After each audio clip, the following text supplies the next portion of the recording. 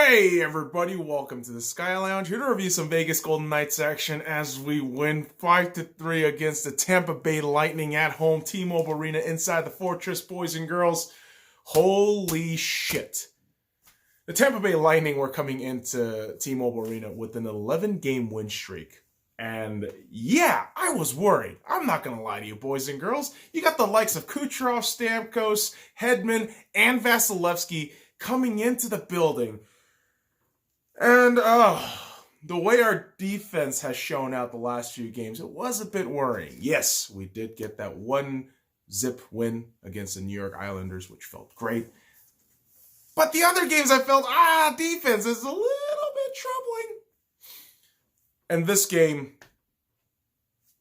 I mean, my tensions of that kind of thought and fear were a little bit alleviated when, of course, it was announced that Alec Martinez will be getting his start, and he was paired alongside John Merrill in the third line of the defense. And here's the thing. I really like that idea because, again, power forward extraordinaire John Merrill deserves to, as the title suggests, move forward.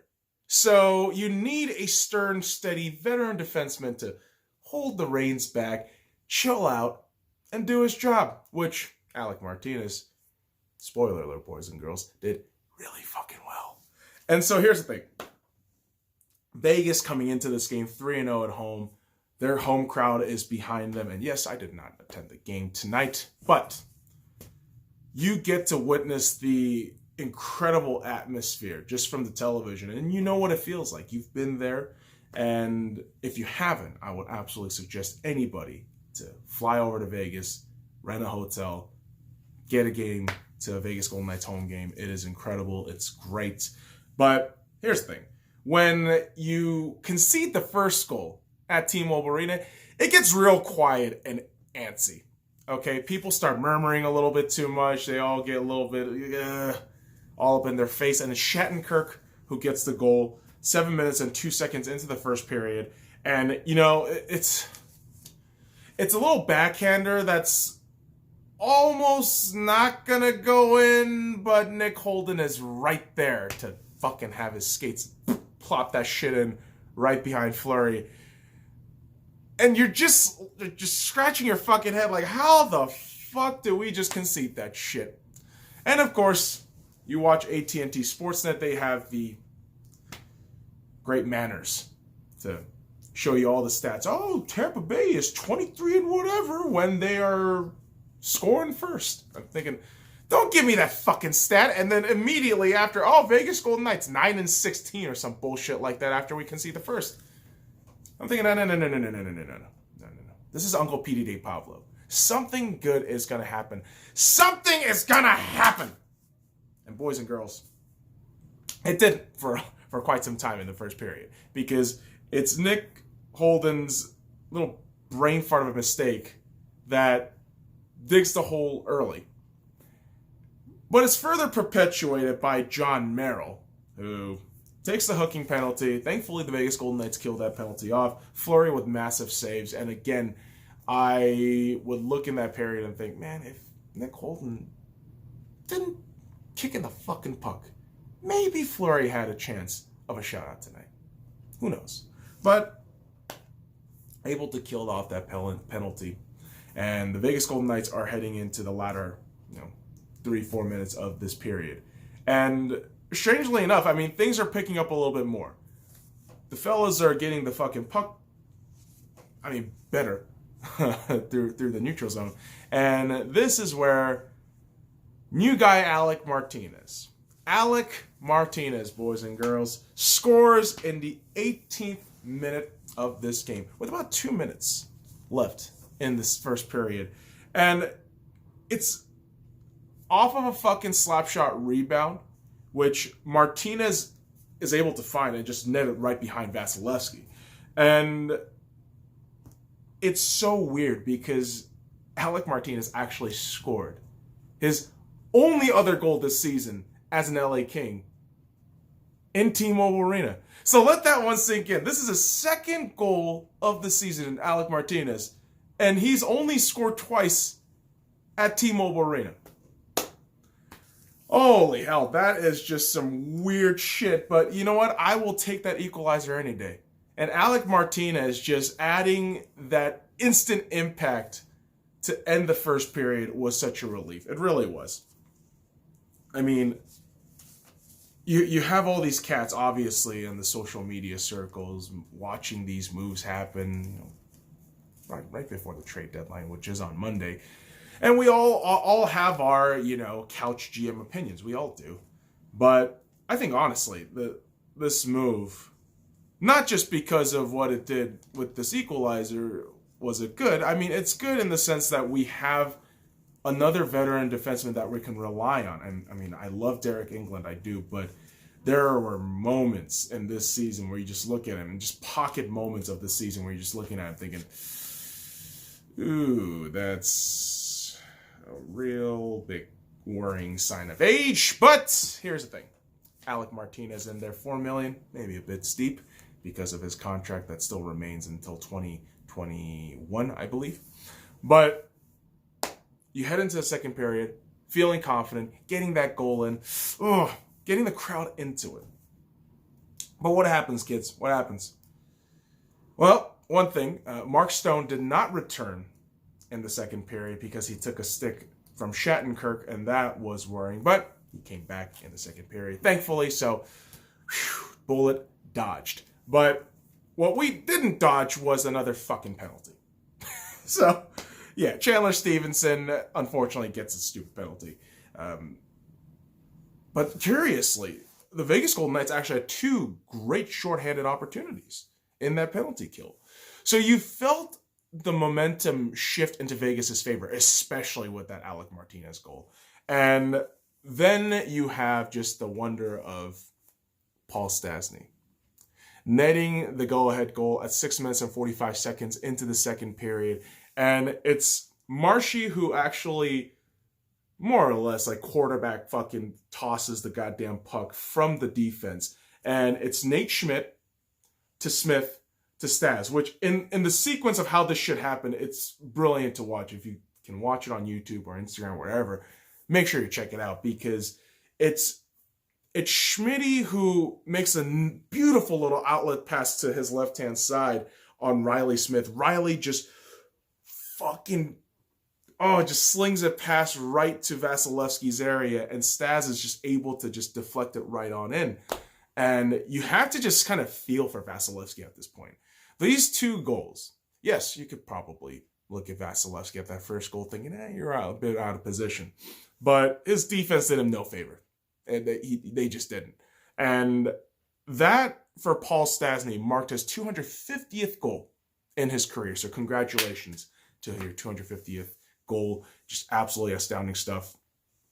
And what's more astounding, boys and girls, is the Vegas Golden Knights actually gets two power play opportunities, back-to-back power play opportunities, hoist it. They absolutely hoist it. And then you go immediately on the penalty kill, which was followed up by the second power play opportunity that you completely blew. William Karlsson hooking. That's a weird name to say. Our boy Wild Bill getting penalties? What in the literal fuck are we at right now? What fucking planet are we on? But yes, he gets a penalty, and unfortunately, that is the power play goal that the Tampa Bay Lightning are able to jump on, and it's Steven Stamkos. Second period, 15 minutes and 38 seconds in.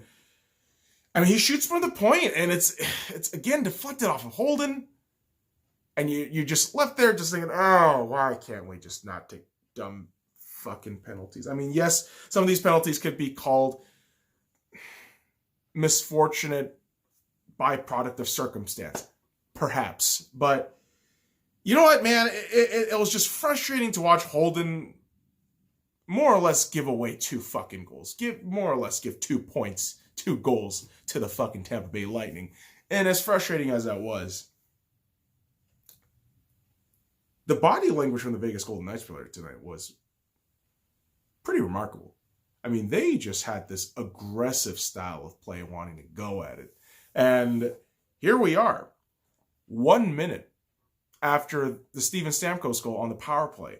Mark Stone, 16 minutes and 34 seconds in 39 9 seconds. I apologize, boys and girls. Sometimes my handwriting is shit. But the hands that you can rely on, which isn't mine, is Mark Stone. Mark Stone, boys and girls.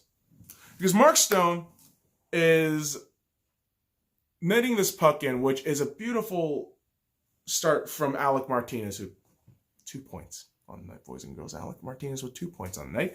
Pokes the puck from defense. I mean, a brilliant bit of defensive play there. And Pacioretty races off, gets a nice little pass off to Mark Stone, passes it right in front of S.C.Y. And yeah, I mean, getting a late goal like that, getting an answer goal right after a power play, like a dumb fucking idiot power play, to get that goal, to get the go-ahead goal back was just the very thing Vegas needed. The very thing Vegas needed heading into this third period where, let's be quite honest, boys and girls, the third period has not been the strongest for the Vegas Golden Knights the last, I don't want to say few weeks, I mean really this season. And if you really want to talk about it, yeah, I mean, it's spilled from last postseason. And this third period was all too worrying. It really was. And my man Ryan Reaves. My man Ryan freaking Reaves nets in the goal. 10 seconds into the third period. 10 seconds. And here's how it goes down.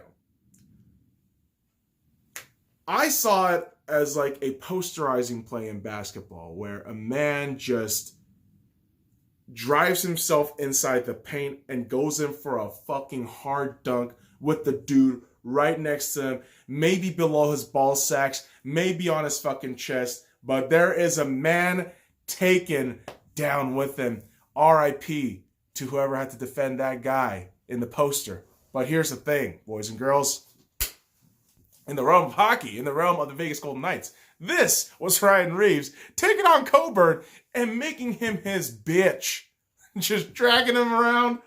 And while Reaves is falling down, he actually nets in the goal. And you just have to, again, feel for Vasilevsky like, oh my God. Coburn just fucked you in the ass. He did. Coburn just left you out there for drying out like fucking beef jerky. And immediately, the meat gets tastier for the Vegas Golden Knights because Coburn gets on the fucking penalty. And the Vegas Golden Knights on the power play, third power play of the night, actually fucking scores. And it's only 7 seconds into this penalty where the Vegas Golden Knights get the power play goal from Max Pacioretty. And it's a fucking beauty to behold, man. 30 seconds apart from the opening goal. 10 seconds into that fucking period. Man, oh man, I was so just proud of that offensive effort from the very get-go. And I often question, like, why are we starting Ryan Reaves, Tomas Nosek, and William Carrier in that first line and starting out? I've always wondered that, but you know what? Getting a goal like that from Ryan Reaves really changed the atmosphere of T-Mobile. It got the fucking, entire T-Mobile riled up. It got everybody worked out. And again, Coburn making just stupid mistakes and giving 2 easy goals away like that only benefited the Vegas Golden Knights. And it's curious because as well as we did on offense, there were slight moments, of course, because of how well Tampa Bay can't play on offense and how inconsistent and mediocre at times our defense can be. There were a lot of great opportunities for Tampa Bay, but Fleury was right there sticking it to them, and it's crazy too that Tomas Nosek actually got a puck to his face off of a faceoff where he falls down and he's trying to just kind of balance himself out while falling out, but unfortunate timing where the puck just gets right on his fucking face, so he leaves for the locker room. Hopefully he's okay. And it's sad too because he actually just removed his full shield from his helmet. So that's shout out to Tomas Nosek, man. Hope you get better. Hope you're okay. But what wasn't okay was Cody Eakin's dipshit maneuver of taking the delay of game, which, like, what the fuck are you doing golf swinging the fucking puck out of your goddamn defense? Oh, like, it's going over the fucking glass, Cody. What are you doing? What in the literal fuck are you doing? Holy hell. And just taking the penalty like that, an unnecessary penalty like that, was nerve-wracking. Because, like I said, I know what the Vegas Golden Knights are potentially capable of in the third period, of just terrible implosions. And so Cody Eakin giving up the penalty like that, and having Steven Stamkos scoring right off of that on the power play, I thought, oh shit, we're going to fucking blow this lead, aren't we? Son of a bitch. Oh my God, Cody Eakin just gave another fucking step for Steven Stamkos to score from the same goddamn spot on the same fucking power play maneuver. And here we go. Only a 2-goal game. Fuck. Right? With 2 minutes left.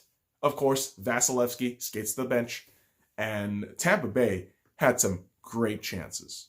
But Marc-Andre Fleury, man, coming up big tonight, and honestly, you know, should be mentioned as one of the 3 stars. But he won't, because the points and the stats won't back him up. But Fleury comes up big, and with the empty net, Vegas not able to get an empty netter, still closes the game out. Done and dusted, baby. Done and dusted. And so the 11-game win streak for the Tampa Bay Lightning is now over because of the Vegas Golden Knights, who, by the way, boys and girls, a 4-game win streak after that embarrassing loss to the Minnesota Wild 4-0 at Minnesota, which we should have kind of figured. Us at Minnesota, always a terrible result, except that one overtime game with Eric Hall. That was something else. I mean, I think he got injured at that game. But that's besides the point, boys and girls, because the Vegas Golden Knights, after that embarrassing 4-0 loss at Minnesota, bounces back 4 straight wins at home. And yes, the homestand, which stands for 5 games, is a pretty great benefit for the Vegas Golden Knights, but they needed it. They've been on the road for a month and a half. I mean, especially after that whole, hiatus with the All-Star weekend. The Vegas Golden Knights really needed this. I mean, they needed a homestand to just mark out points, keep it rolling, and listen, a 6-5 win against the defending Stanley Cup champions in the St. Louis Blues. Then you hold up a 1-0 win against the New York Islanders, who can have potentially some of the best stars in Barzal. And yeah, I apologize, I don't really know the other names in Barzal, but the Islanders have a lot of potential, but they were able to get a clean 1-0 win out. Then you go out against the arguably one of the best teams in the East, in the Washington Capitals, and an Ovechkin who is just itching for 700, who, shout out to Alexander Ovechkin. He hit .699 tonight in a loss against the Montreal Canadiens in overtime, but a 3-2 win against the Capitals. So you follow that up with a 5-3 win at home against Tampa Bay Lightning, again, who have been the hottest fucking team. It's only going to instill confidence for that next game against the Florida Panthers, which, it's all a question about how well Bobrovsky is going to be.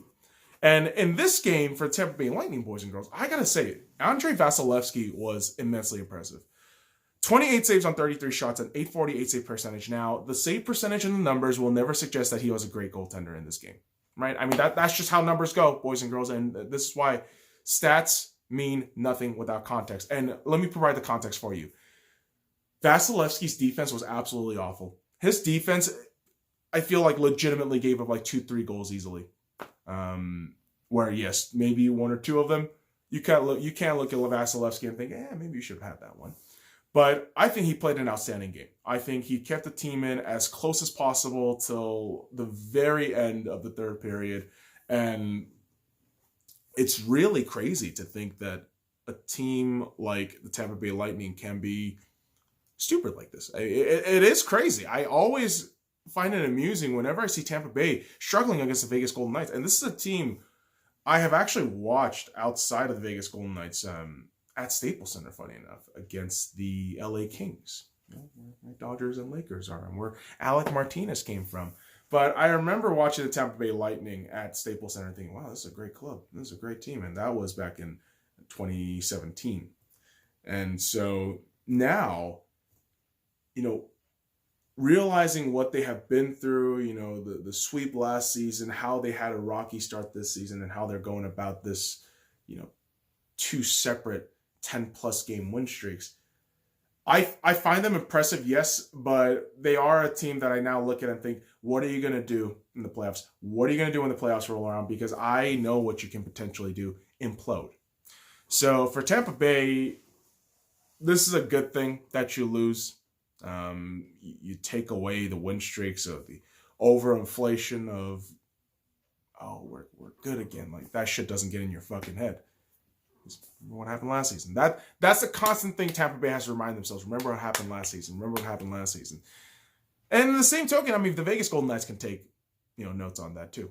Where the penalty kill was kind of atrocious today. 2 of 4. And granted, the last penalty, just a real dumbass mistake by Cody Eakin. But generally speaking, our penalty killing has been a little bit suspect as of late. But on the power play, 1 of 3. Okay, not too bad. You at least scored. So good on you. And it's Marc-Andre Fleury. Again, I think he deserves a massive shout. I think he deserves a 3-star spot. 24 saves on 27 shots and 889 save percentage. Of course, that number probably won't see him there. And I'm not checking the 3 stars right now because I just don't really feel like it. And honestly, it's such a weird subjective thing. But I'm pretty sure the 1-star is going to be Alec Martinez, which not even surprised at this point. He comes from the Kings, which this is why I had to rep out my LA stuff today. And he immediately delivers an impactful game. And it's partnered alongside, right, with Marc-Andre Fleury just having an outstanding game all on his own. But tiny mistakes is what cost Fleury a spot in the 3-star potentially, his save percentage ratio and all that. But bottom line, boys and girls, is the Vegas Golden Knights get 2 points. And as of right now, with Edmonton and I believe Arizona and Vancouver with 1 or 2 games still in hand, Vegas is leading the Pacific Division by 72 points. So, yeah, 8 points straight, it's significant. It cannot be understated. And when the Vegas Golden Knights host the Florida Panthers on Saturday night, it should be a very interesting matchup. It should be a very, very tense match for both teams. Obviously, Florida just fighting for playoff lives, and the Vegas Golden Knights trying to continue this positive trend of getting points and potentially winning the division again. So, boys and girls, that does it for me. What a great win. Follow me at the Sky Lounge on all the links in the description below. Like, comment, subscribe for more daily contents. Go Knights, go! Now, fuck off.